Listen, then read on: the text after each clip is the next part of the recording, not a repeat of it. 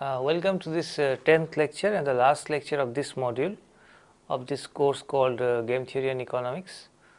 Before we start, let us recapitulate what we have done in the previous class or previous lecture.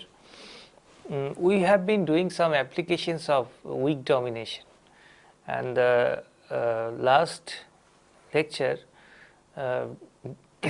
deliberated on one particular case of collective decision making. The story is the following, that suppose there are n number of players. So n players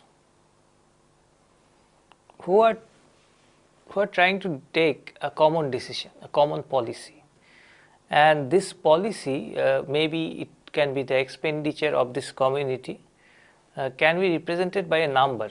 Suppose that number is x. Now this community is trying to take this decision as to what x to choose, and every one of these n players has a favorite policy, and suppose for player I, that favorite policy of that player is xi star. Now the question is how this community arrives at this common policy x. And the mechanism here is the following, that everyone is asked to announce a particular number and the median of all these numbers is taken to be the policy of the community. So that is the mechanism through which these n players or this community arrives at the common decision or collective decision. And the result of this, one result of this of this exercise is that if everybody is asked to give his or her number, then giving xi star weakly dominates over any other action, in the sense that any player can announce any number, but if that person announces his the real favorite policy, then that action is weakly better or weakly dominant over other possible numbers that he can announce, and that is the proof that we have done in the previous lecture. So related to this exercise, we can take other short exercises. For example, can there be an equilibrium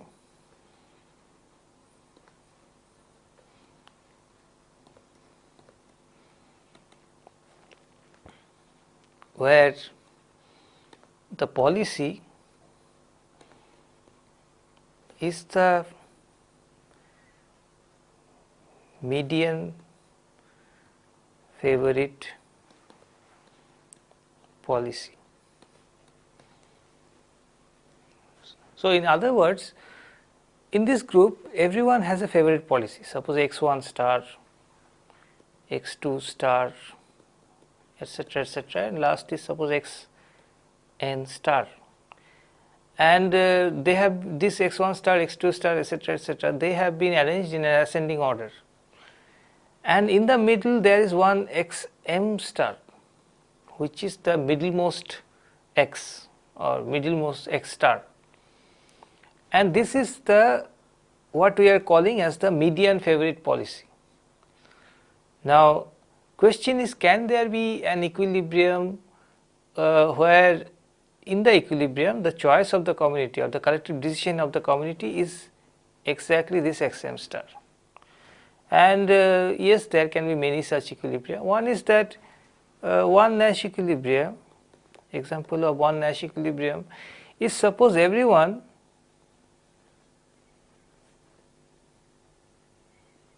announces xm star. So it's like this, the actions are the following: xm star, xm star, dot dot dot, xm star. Now in this case everyone is announcing this xm star, so the median of all these numbers is in fact xm star. This is the median. So, this will be the chosen policy of the community. Question is this a Nash equilibrium? To check whether this is a Nash equilibrium, what I have to check is that if someone deviates, can he or she be better off? Now, if for example player 1 deviates, now even if he deviates, he cannot change the policy, because there are other players in the group. If he is taking some other, he is announcing something else, suppose x1, but the other things remain as they are, and the median of all these numbers is again xm star. So, by announcing some other number other than xm star, no player can change the outcome, the policy of the group, and if he cannot change the policy of the group, his payoff cannot be better. It is same as it was when he was announcing xm star. So, by changing my behavior, changing my action, I am not better off. I am as happy as I was when I was announcing xm star. So, this is therefore a Nash equilibrium. One can think of other Nash equilibria also, where the policy of the community is in fact xm star. For example, suppose everyone is announcing his or her favorite policy. So, this is x1 star, x2 star, xn star. In this case also, you see the median is again xm star, right, and no player can be better off by changing his or her policy, because as we have just seen that announcing your favorite policy is in fact the weakly dominant action. It dominates over all other actions. So, by changing my policy, I cannot be better off. So, this is again a Nash equilibrium.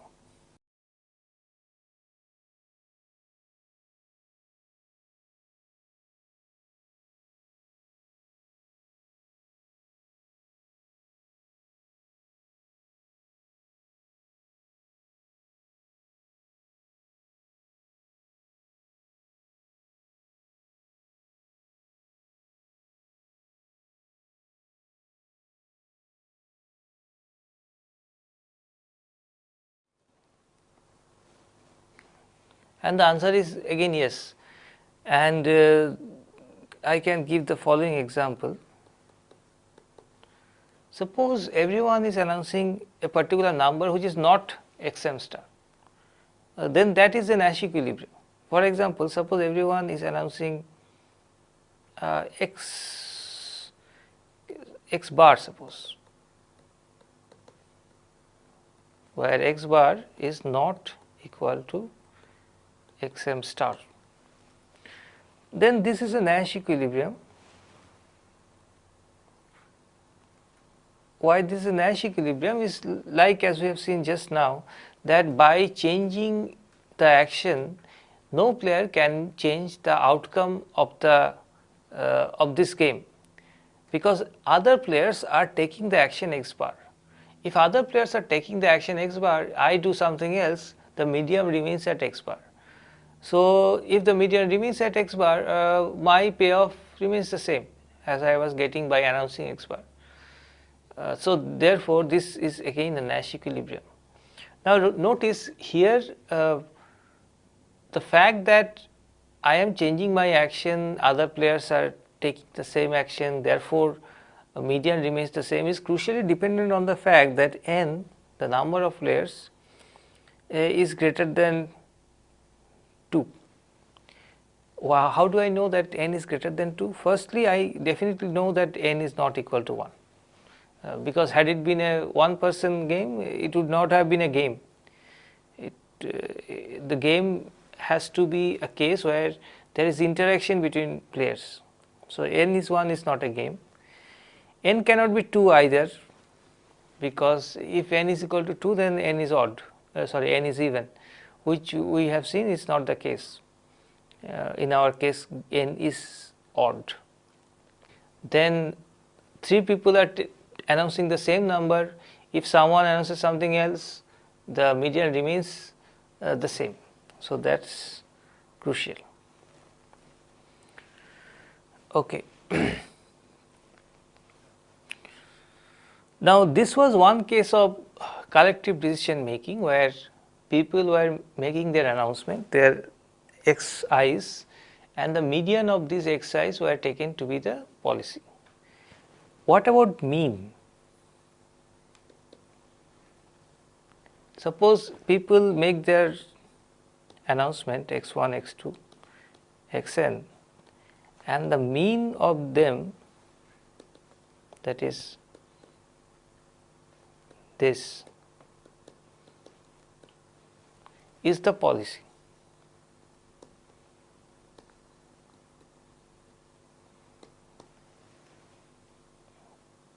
Okay. So we have a separate mechanism now, which is not the mechanism that we had before.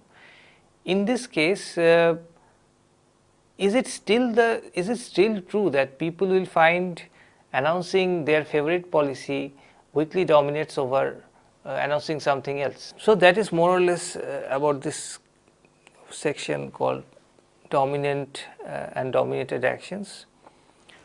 The next topic that we shall cover today is symmetric games and symmetric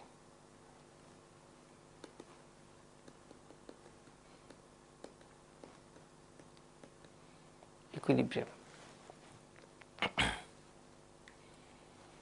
Now, before we introduce this topic, let us remember how we have visualized games as such.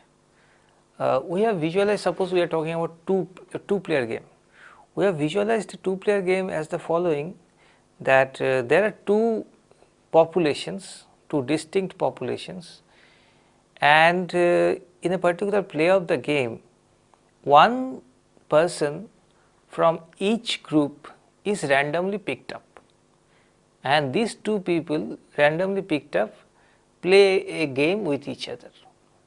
And since these people have some previous knowledge about how the game is being played, they have a belief regarding other people's action, other players' action, and from that belief they play their best action, best possible action. So that is the story. That is how we visualize this idea of games. In symmetric games, it is not the case that people come from two different populations. So they come from the single population. Now, if they come from the single population, then the specification has to be modified accordingly. In particular, there will be two changes. One, the action sets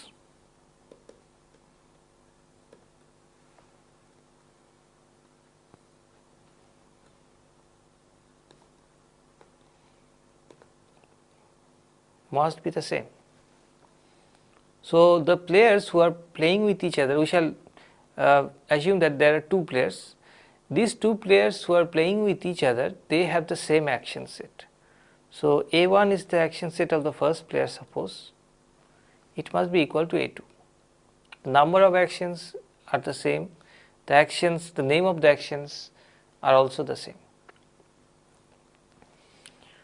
And secondly, remember, they come from the same population.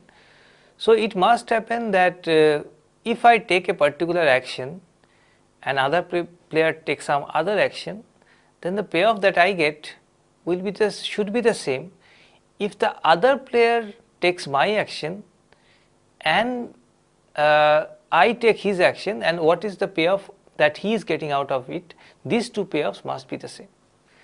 So it is written as the following.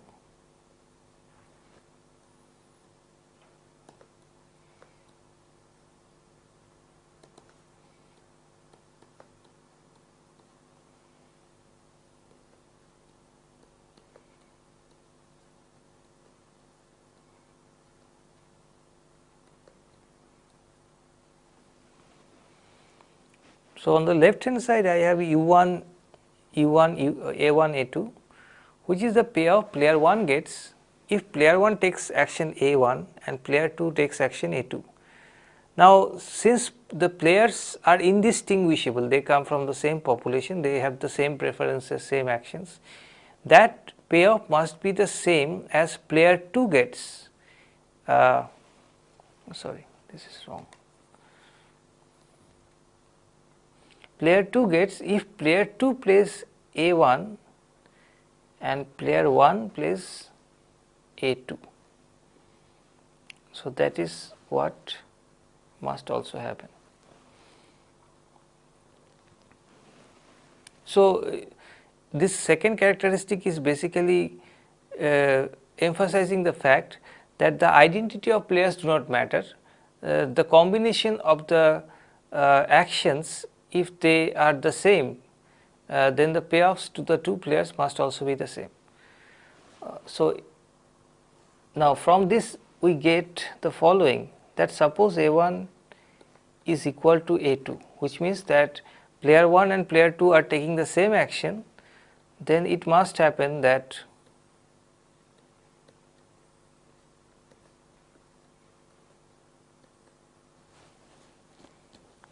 right. So, which means that if the actions of the two players are the same, then the payoffs that they are getting must also be the same. So, I can combine these two characteristics in the following way.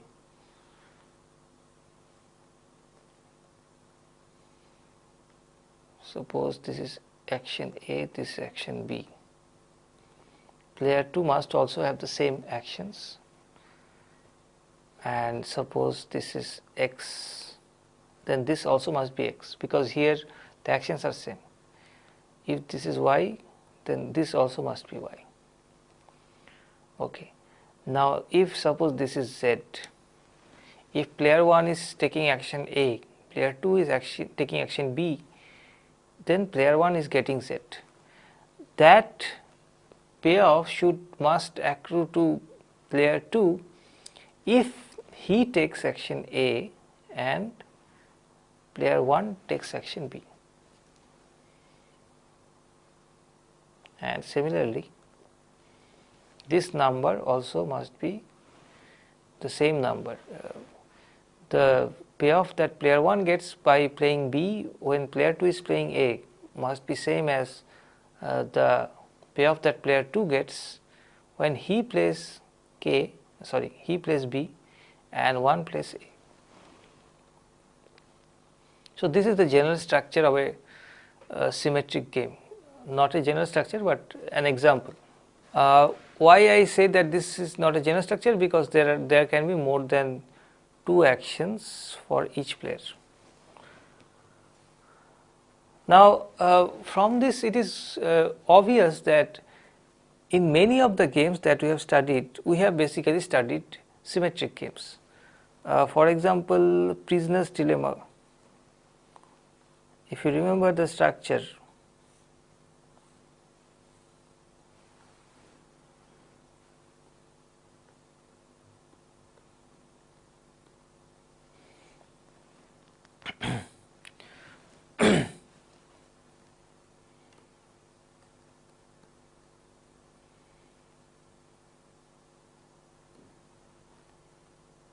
so this is the structure of a Prisoner's Dilemma game, and we can easily verify that this is a basically symmetric game, because when NCNC is played, the payoffs that players are getting are equal.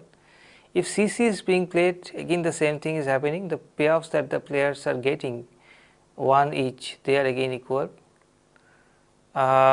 When the actions are different, for example, player 1 is playing NC, player 2 is playing C, then player 1 is getting 0.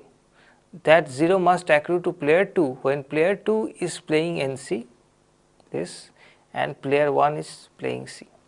So, this number is equal to this number is equal to this number. So, this is Prisoner's Dilemma, and it is a symmetric game. What is not a symmetric game that we have studied? Well, there were many. The simplest that I can think of is, suppose, the battle of sexes. So, going to boxing match, going to opera. So, this was a case of a game which is not a symmetric game, a non-symmetric game, the battle of sexes game. Player 1 has two actions, B and O, going to boxing match and going to opera, and likewise player 2 also has two actions, B and O, and the payoffs were 2 1 0 0 1 2. These were the payoffs. Now notice that as far as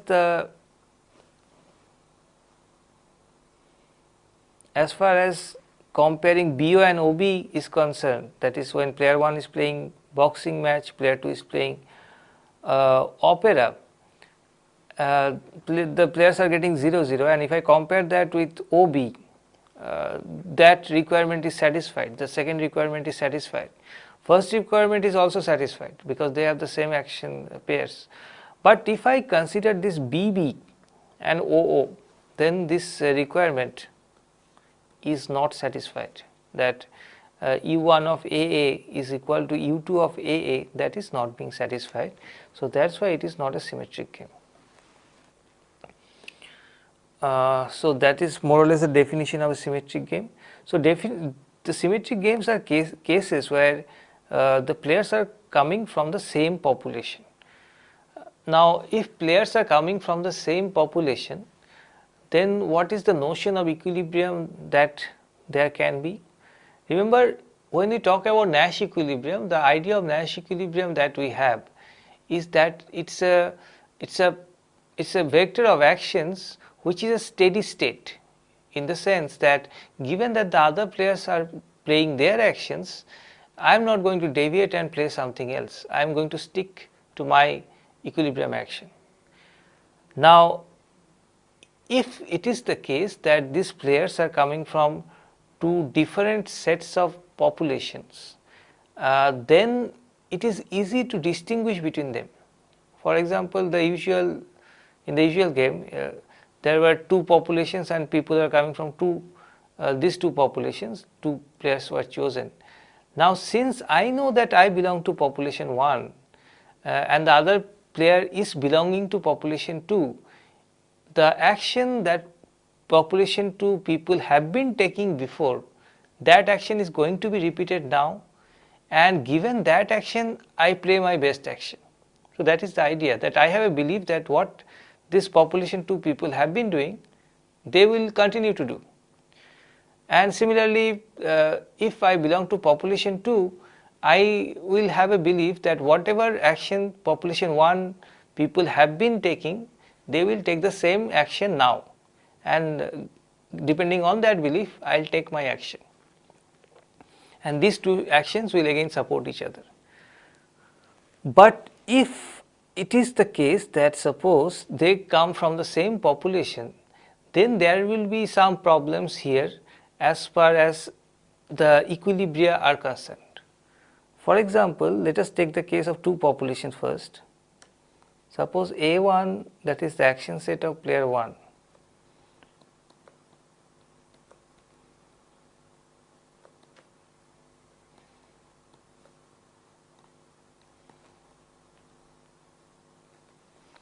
and suppose Nash equilibrium is A1 B2, which means that if B2 is played, A1 is the best action for player 1, and if A1 is played, B2 is the best action for player 2.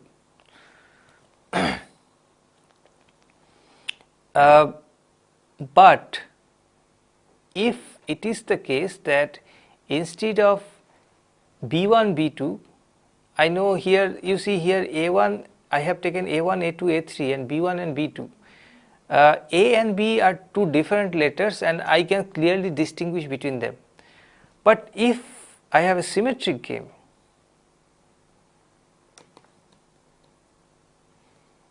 then I cannot say that these actions are A1, A2 and A3 and B1 and B2. Then the action sets are same. And let us suppose the action set is A1 and suppose A2 to make it simple. Then can there be steady state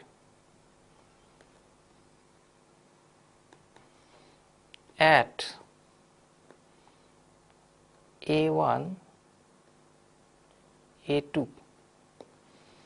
What is meant by can there be steady state at A1, A2? In the sense that can A1, A2 be a Nash equilibrium in a steady state sense? And the answer is no. In the sense, because A1 and A2 are two different actions. Now, and these two players are coming from the same population. If they are coming from the same population, so it will look like this.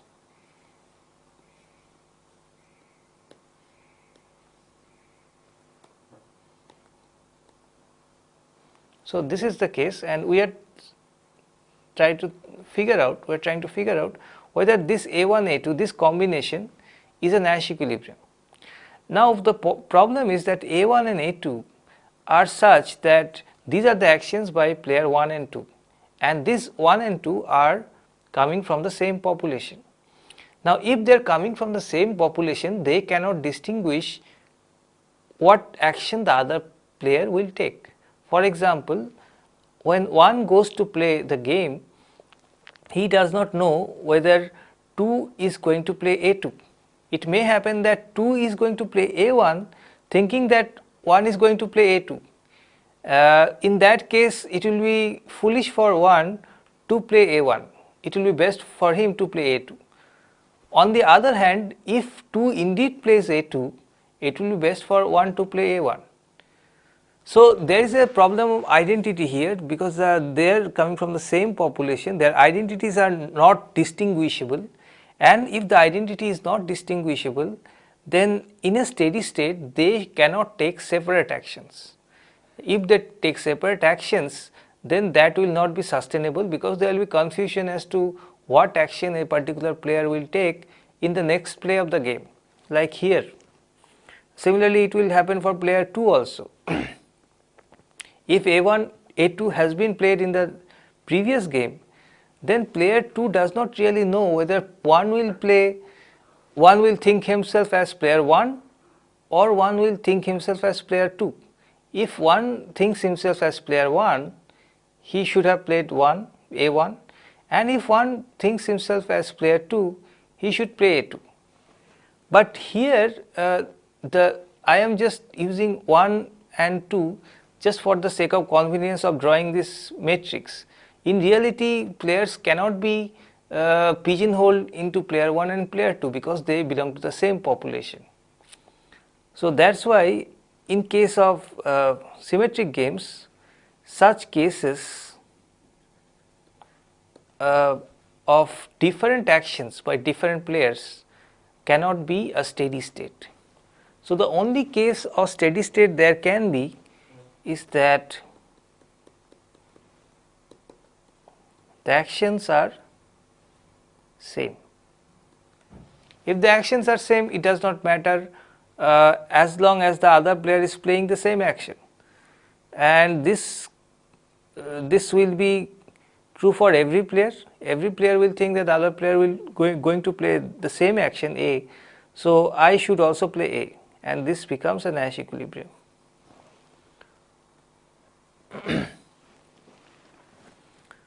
So that is it.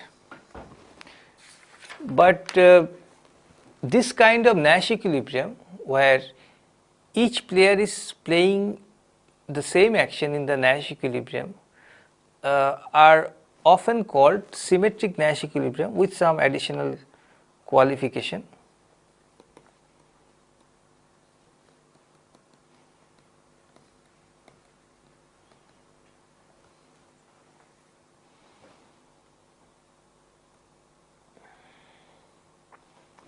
So the qualification is that in a n player game,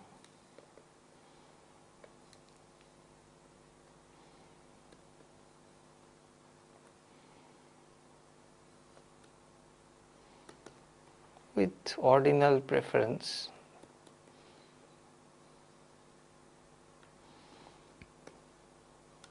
If action sets are the same,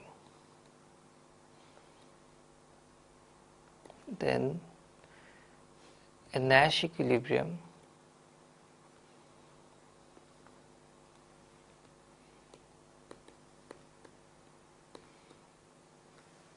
in which all take the same action is called a symmetric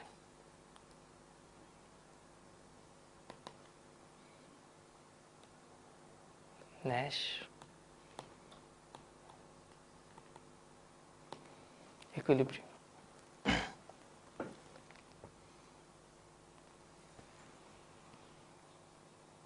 So it looks like this: A star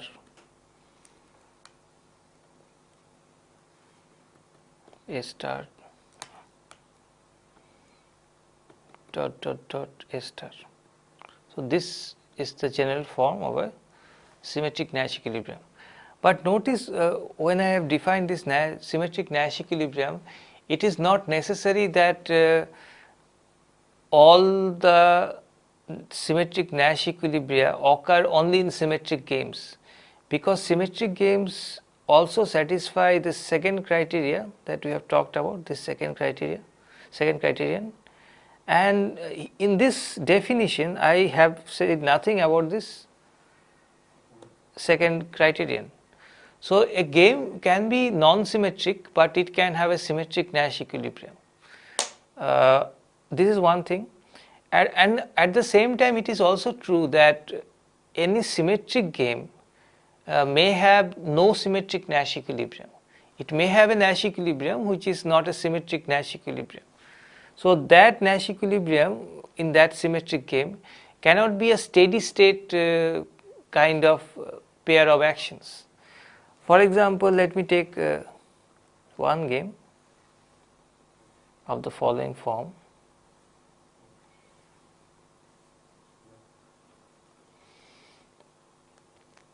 So he has the actions A, B, similarly for him.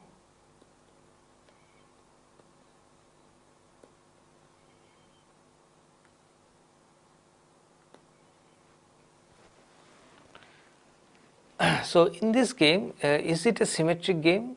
And the answer is yes, it's a symmetric game.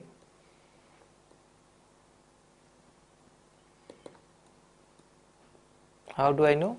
Because the action sets are same, and along this diagonal cells, that is AA, BB, the payoffs of the players are matching with each other, and thirdly, the payoff that player 1 gets by playing AB is, that is 1, is the payoff that player 2 gets when BA is played, this one. So this number is equal to this number is equal to this number, and we are having a symmetric game. However, which are the Nash equilibria here?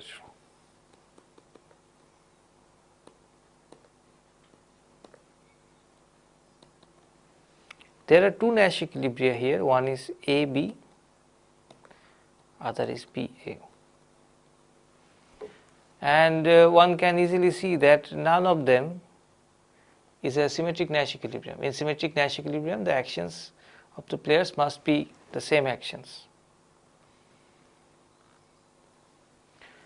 Let me do one exercise. The exercise is the following. Suppose I have a game as follows.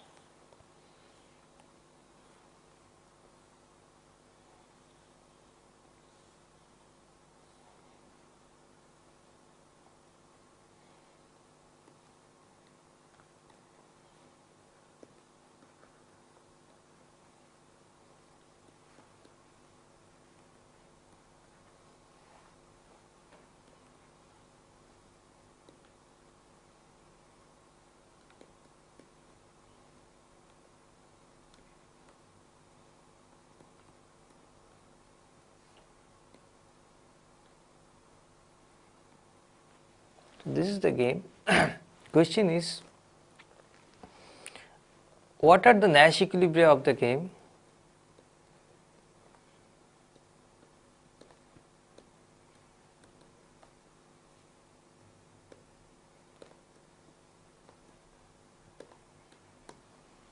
And secondly, which of the equilibria, if any, correspond to a steady state if the game models pairwise interaction between the members of a single population. So, if there is any Nash equilibrium in this game, and if there are more than one, then of those Nash equilibria, can any Nash equilibrium be thought of as a steady state outcome? Steady state outcome of players who belong to the same population. Firstly, which are the Nash equilibria? By examining this game, it is easy to figure out that AA is a Nash equilibrium, alright, because if player 2 is taking the action A, then player 1 by taking some other action other than A cannot be better off, and similarly for player 2. So, AA is a Nash equilibrium. Which are the other Nash equilibria, if there is any other Nash equilibria? AC is a candidate, because if player 2 is playing C, player 1 by deviating by playing B he is getting 3, by C he is getting 0, whereas by playing A he is getting 4. From player 2's point of view, if player 1 is playing A, by playing A player 2 gets 1, by playing B player 2 gets 1, which is not greater than 1. So, AA is a Nash equilibrium, and similarly CA is also a Nash equilibrium, we can check. In fact, this game is a symmetric game, we can see it very clearly, because along this diagonal, along this AA, BB, CC diagonal, the payoffs of the two players are the same, and for the elements which are not on the diagonal, for the cells which are not on the diagonal, the payoff of player 1 from playing BA is equal to the payoff that player 2 gets if AB is played. So, and this applies to all these cells. So, these are the Nash equilibria. Now, which of them is or are symmetric? And obviously, the symmetric Nash equilibrium is just one, which is AA, because in symmetric Nash equilibrium we know that the actions of the players must be the same, they must match with each other, and that is what it is being asked. Though they have not used the word symmetric Nash equilibrium, they have said that which of the equilibria, if any, correspond to a steady state if the game models pairwise interaction between the members of a single population. So, we have already figured out that if it has to be a steady state between the members of a single population, that steady state has to be a symmetric equilibrium. That is how it is defined, and in a symmetric equilibrium the actions must be the same. So, AA is that equilibrium. AC and CA are not symmetric equilibrium, and therefore is not a steady state.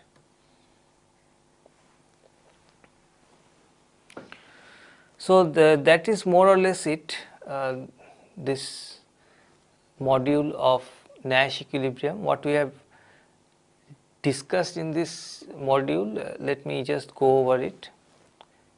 I am trying to be brief. So, this is a recapitulation of module 1.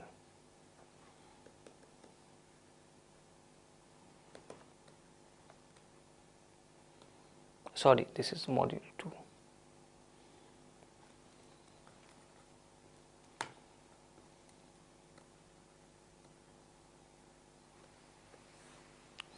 So we have started out by giving the definition of a game.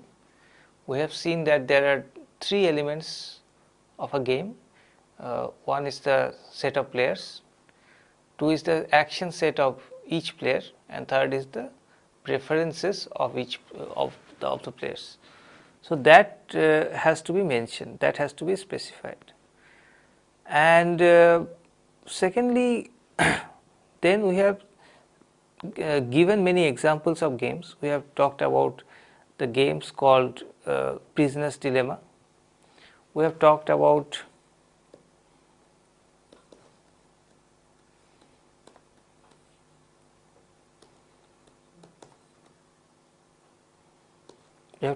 battle of sexes.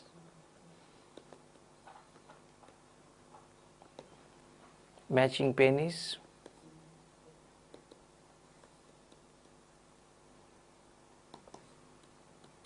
And stag hunt.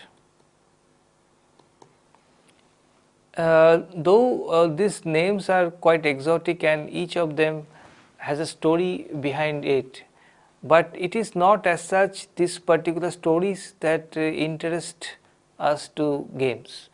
Basically these models, this prisoner's dilemma or battle of sexes, they are generic situations in the sense that they can be applied to a lot of real life cases. And after showing these different sorts of usual games that are studied, we have then defined what is a Nash equilibrium.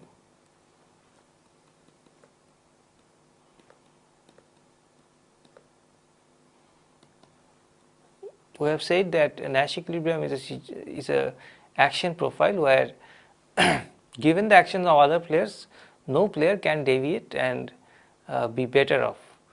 So what is known as unilateral deviation is unprofitable. A player can be as happy as he was in a Nash equilibrium if he deviates, but he can never be better off. So it is like this.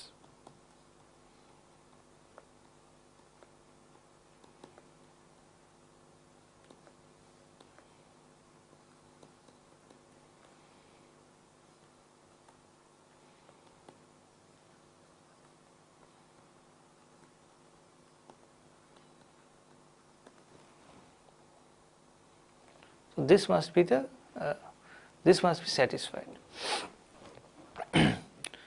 After defining Nash equilibrium, we have tried to figure out what are the Nash equilibria of the games that we have discussed. For example, in prisoner's dilemma, we have seen that the Nash equilibrium is at the case where both the prisoners are confessing, and that we have said is a Nash is a situation which is not a very efficient situation.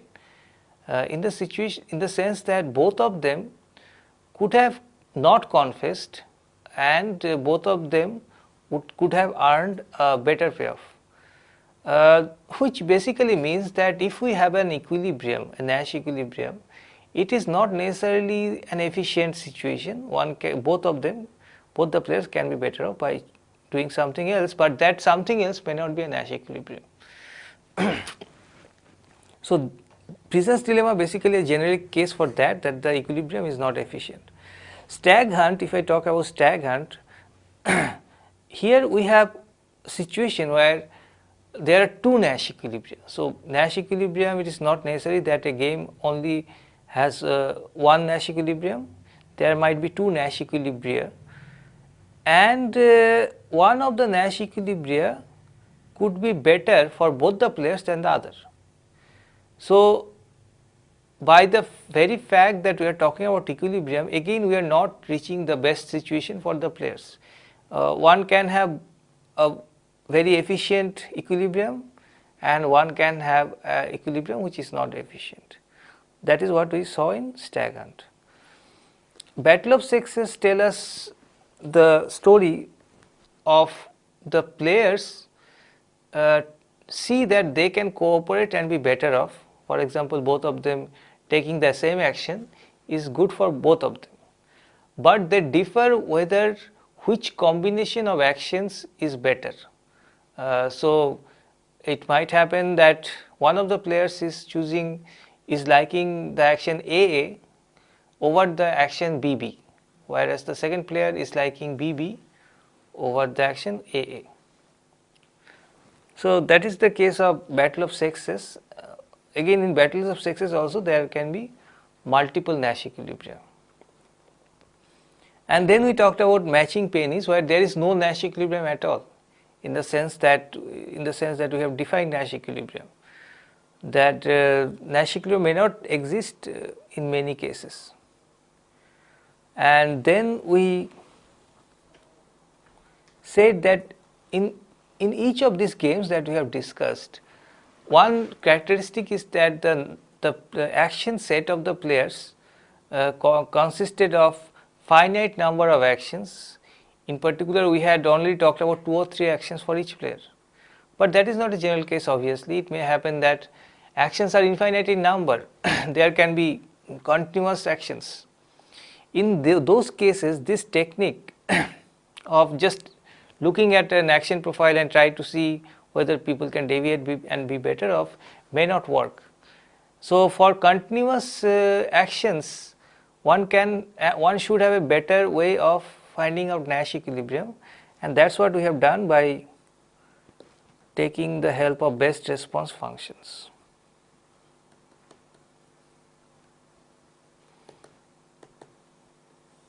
So we have defined what is known as best response function. Best response function of a player is the functional relationship between what action maximizes his payoff given the actions of other players. So this is how best response functions are defined, and we have shown that a Nash equilibrium is a situation where the actions belong to the best response functions of each player. So if I have that result, then it becomes easy to find a Nash equilibrium or Nash equilibria. If I have 2 players, I construct their best response functions, and I can have continuous actions, that is not a problem. And by constructing these 2 best response functions, I get 2 equations. I find out what is the intersection point or points, and at the intersection point or points I have Nash equilibrium. And then we have talked about dominated actions. We have said that there are 2 sorts of domination. One is weak domination and other is the strong domination, and there are some properties that they satisfy. For example, in Nash equilibrium, strong dominated actions are not played. If we talk about weakly dominated actions, well, they are played in Nash equilibrium, but those Nash equilibria where they are played should not be strict Nash equilibria. In strict Nash equilibria, weakly dominated actions are not played. And finally, we talked about symmetric games and equilibria, which is the case where people come from the single population.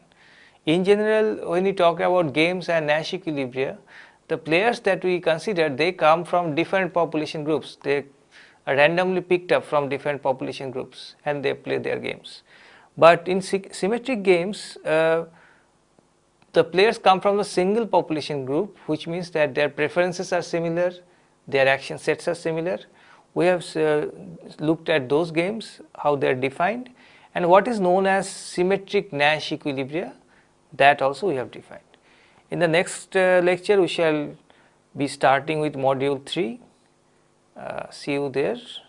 Thank you. Define a symmetric strategic game with 2 players. Symmetric strategic game with 2 players.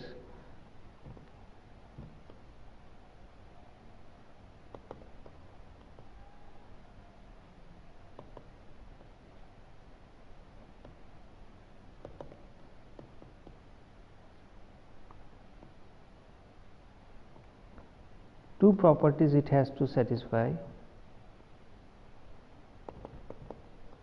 A, action sets of players must be same action sets for players. B,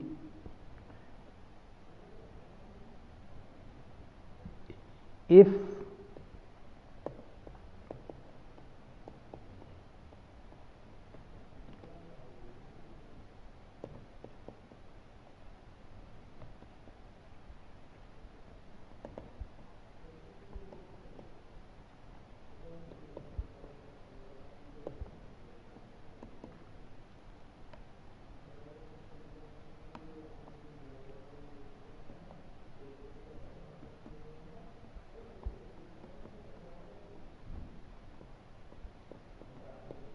this must also hold that for player 1, if he plays A1 and the other player plays A2, that will give him the payoff which will be the payoff that player 2 will get if player 2 plays A1 and player 1 plays A2. Second question, define symmetric Nash equilibrium. So, symmetric Nash equilibrium.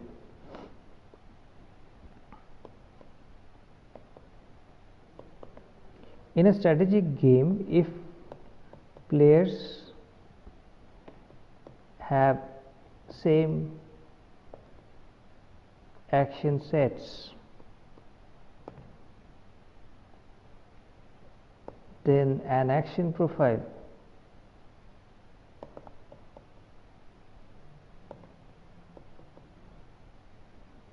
is symmetric Nash equilibrium if it is a Nash equilibrium and AI star is same for all players. So, for all players the actions that they are taking is the same action. Remember, the action sets are same. So, the actions will be common to everyone. Now, if they are taking this exactly same action and if that action profile is a Nash equilibrium, then we call that Nash equilibrium action profile as a symmetric Nash equilibrium. Third question, in the following game, which are the Nash equilibria and which are the symmetric Nash equilibria? Now, we can see from this game itself what are the Nash equilibria in this game. In fact, all action profiles here are Nash equilibrium action profiles. For example, AA, AB, BA, BB, all four are Nash equilibria, because from each of the profiles, if any player deviates and takes some other action, that player cannot be better off. But what about the symmetric Nash equilibria? Well, by applying this criterion that we have just said, there are only two symmetric Nash equilibria, this and this. Thank you.